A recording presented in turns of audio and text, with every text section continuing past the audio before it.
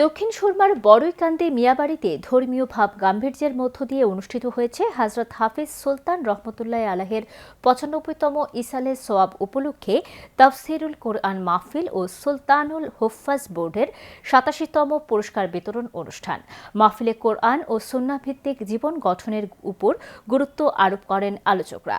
অনুষ্ঠানে কৃতিত্বপূর্ণ ফল অর্জনকারী হাফেজ ও শিক্ষার্থীদের সম্মাননা প্রদান করা হয়।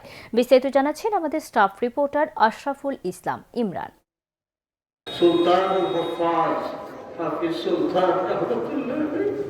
সিলেটের দক্ষিণ সুরমার বড়ইকান্দি মিয়াবাড়িতে ইমানি আবহে ও গভীর ধর্মীয় ভাব গাম্ভীর্যের মধ্য দিয়ে অনুষ্ঠিত হয়েছে হযরত হাফিজ সুলতান রহমতুল্লাহি আলাইহি এর ৯৫তম ইসালে সওয়াব উপলক্ষে তাফসিরুল কুরআন মাহফিল এবং সুলতানুল হুফাজ বোর্ডের ৮৭তম পুরস্কার বিতরণ অনুষ্ঠান।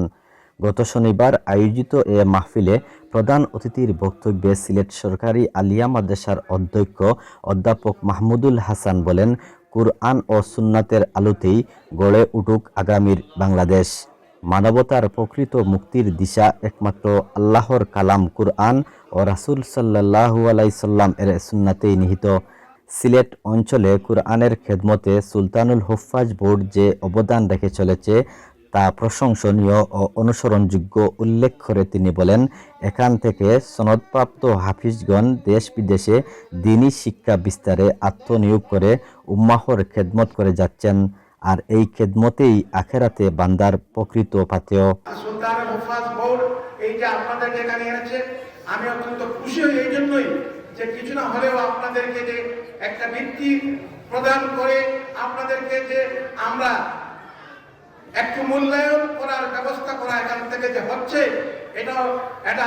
এটা অত্যন্ত সৌভাগ্যের বিষয়। এই হাফিজ সুলতান সাহেব রহমতুল্লাহ আলাইহি তার এই যে স্মৃতিকে আজকে এখানে থেকে দেওয়া হচ্ছে। সুলতানুল হুফাজ বোর্ডের সভাপতি ও জালালপুর জালালিয়া সিনিয়র মাদ্রাসার অধ্যক্ষ মাওলানা আব্দুল মুনঈম এর সভাপতিত্বে মাহফিলে আলোচক হিসাবে বক্তব্য রাখেন মাওলানা সদরুল আমিন জগন্নাথপুরী, বড়ইকান্দি কেন্দ্রীয় জামে মসজিদের ইমাম ও খতিব মাওলানা জাহেদ আহমদ এবং গোয়ালগাঁও জামে মসজিদের ইমাম ও খতিব মাওলানা ইয়াকুব আলী। তারা কুরআনের শিক্ষা ব্যক্তি, পরিবার ও সমাজ জীবনে বাস্তবায়নের উপর গুরুত্ব আরোপ করেন। সহজ করে দিবেন এই বিশ্বাস আমরা রাখতে পারি।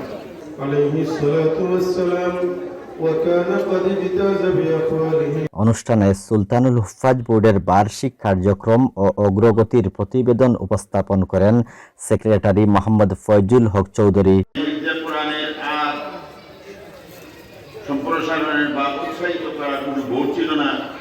ওই সময় উলামায়ে কেরাম হাফিজ সুলতান রহমতুল্লাহ আলাইহি প্রতিষ্ঠিত মাদ্রাসা হাফিজ সাহেবগণ কর্তৃক এই বোর্ড প্রতিষ্ঠিত হয়।